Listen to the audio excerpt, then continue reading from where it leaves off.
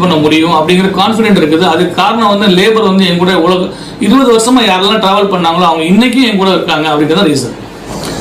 நிறைய டைம்ல இன்னைக்கு வந்து கான்ட்ராக்டர் இன்ஜினியர்ஸை பார்த்து வந்து நிறைய மக்கள் வந்து கஸ்டமர் வந்து மேக்சிமம் பில்டிங்கில் வந்து சண்டை வந்துடுது அப்படின்னு சொல்கிறாங்க. இது உண்மை. அதாவது 99% வந்து பில்டிங் கட்டும் போது உள்ள ஒரு ஸ்மூத் நம்முடைய ரிலேஷன்ஷிப் வந்து முடியும் போது இருக்கிறது இல்லை.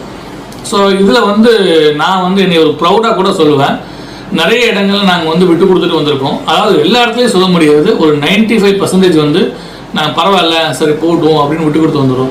இதில் என்னென்னா 2 சைடுமே வந்து நிறைய எதிர்பார்ப்புகள்.